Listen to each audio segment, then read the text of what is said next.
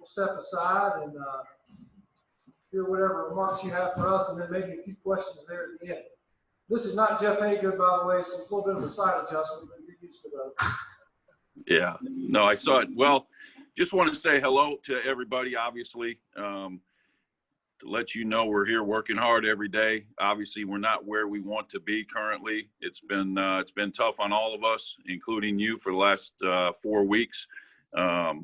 I can tell you that our guys are obviously dealing with a lot of different things, as are all the student athletes throughout the country. It's been a strange year, as we know, as it relates to the off season, as it relates to going into the season with uncertainty. Those are not excuses. Our guys are continuing to work hard. The staff is working hard. We're doing the best that we can to try to put our guys in a position to be successful every Saturday, and that will continue to happen. Obviously, last week, the loss on the road always hurts. Had a chance early in the game, obviously up at halftime, and come out and did not execute the way we wanted to in the second half. And so we're back to work trying to find the best way to have success and get people excited around here again. And there's no better way to do that than to play a game at home in Neyland and against a really good opponent. When you talk about Texas A&M, the team that's coming in here is 5-1. Their only loss is to Alabama. They're playing really good football. Their head coach obviously has had success throughout his career offensively, and known as an offensive guy. And I think what they've done down there is got the defense playing at a high level as well. So we've got our hands full. They're playing really good football. Obviously, they just went on the road last week to South Carolina and took care of business there. They got to travel here now. Hopefully, they're a little bit tired, and we're going to be raring to go. We met with all of our guys yesterday and cleaned up all the stuff from the game on Saturday. The guys are hungry. They want to keep working.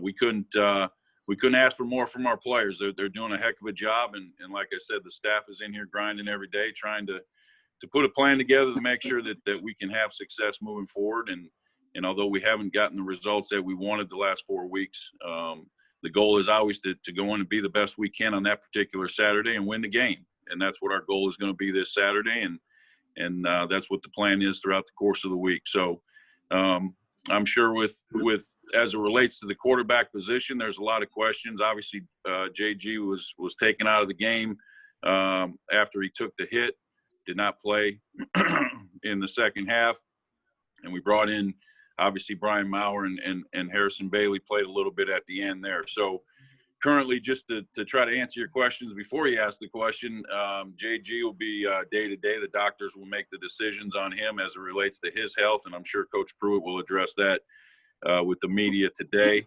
But I can say this, that the quarterbacks work hard every day. They spend extra time in here. And the hard part for some of them is there was limited reps in the offseason, and there's still limited reps once you get into the season. I think the one thing that people need to understand is that when you get into game planning and you're getting ready for an opponent, the guy that's going to be playing that game or starting that game needs a majority of the reps on the various looks that we're going to face, whether it's first and second down or it's situational football, whether it's third down, red zone, all those different things. So sometimes the guy that's not starting the game doesn't necessarily get the reps that they would like, but that's all part of the process, and that's true across the country. So, and it is in the NFL. Typically, to give you an example, a starting NFL quarterback, if they had a 10-play rack, the starting quarterback would get 8 or 9 of those reps, and the backup would get 1 or 2 of those reps. So, again, in this time and what we've been dealing with since the off season. I think it's been tough to get the reps that we've wanted to get at that position, and it's all part of the growing process and learning and continuing to get comfortable in this offense so we can operate at a high level. It always starts with the quarterback, and I think we know that we got to play better at that position for us to have success moving forward, and that is the plan and the goal and the idea of what we're doing every day. So we're excited to have the opportunity to play at home. And like I said, they're a formidable opponent. That's 5-1 right now, playing really good football, but they've got to come here. And it's never easy to play on the road, especially here. So our guys had good meetings last night. They'll have a day off today, focus on academics and watching extra film, and then we'll get back at it tomorrow. So I think the spirits are good. Although we came off a tough loss, it's the guys are ready to go, and they were hungry last night, which was good to get started on Texas A&M. So we're actually excited about the challenge and spending all day today game planning and getting ready for these guys to get out to practice tomorrow and work on our first and second down. So with that, I'll take any questions.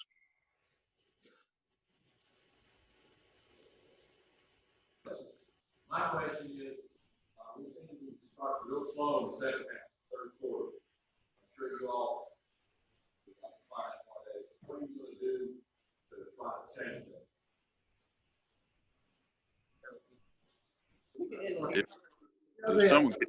The question was, Coach, the slow starts in the second half.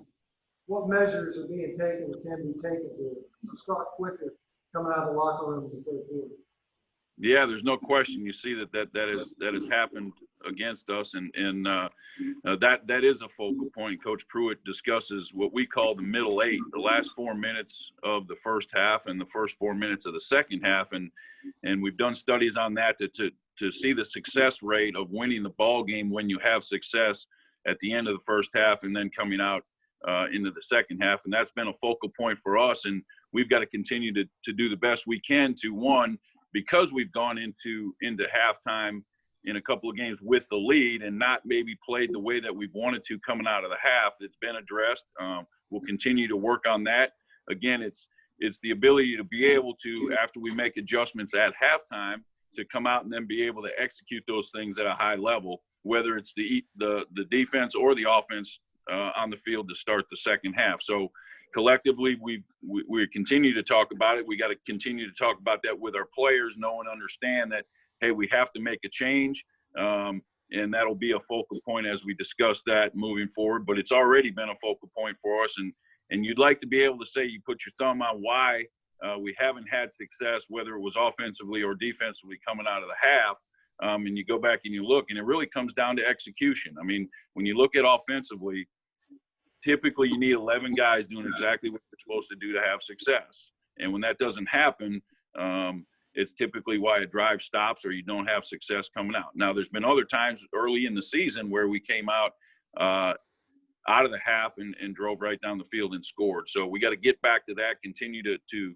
emphasize that, and go back to the things that we were doing early in the season. During the broadcast on Saturday, one of the announcers said that the explanation of why Harrison Bailey is playing more is because he's a freshman and Pruitt didn't want to disrupt. Is that true? Can you repeat? Who's ever got? Just let me know. It's hard to hear that. Yeah, the question is, one of the announcers, I guess, that was covering the broadcast indicated that Harrison Bailey wasn't playing more or hadn't been playing because the Coach Pruitt was concerned about him being a freshman, not playing well. Is that the case? Well, I think you look at it. I mean, at the end of the day, it's hard to play this position. It's the toughest position in all of sports. And when you come in as a young man and you're still trying to learn and you haven't had a spring practice and you haven't had that normal off season, it's very hard. There's a lot more that goes into playing the position than being able to just go play catch with the football. There's a lot of information being communicated between the offensive line, between the quarterback, verbally and non-verbally with the receivers. So there's a plethora of information that has to get processed prior to the ball being snapped. And at the end of the day, a young guy that hasn't been in the system, that doesn't have the experience, it is a process that you have to go through. And that's why typically you don't see guys truly have success, or they get better, okay, as they become more comfortable in the offense. And again, the reason that he hasn't had the reps is because of the things I've just alluded to. And I think the one good thing about Harrison, he continues to work every day. He has shown improvement to us, and we look forward to having him continue to improve. And when we feel comfortable that he's in that position, with him showing us, then Coach Pruitt will make those decisions based on when he feels comfortable putting him in the game. Coach Chaney been involved in development? Coach, how involved is Coach Chaney in the development of y'all's quarterbacks? Coach Chaney is involved with the quarterbacks as well as every other position.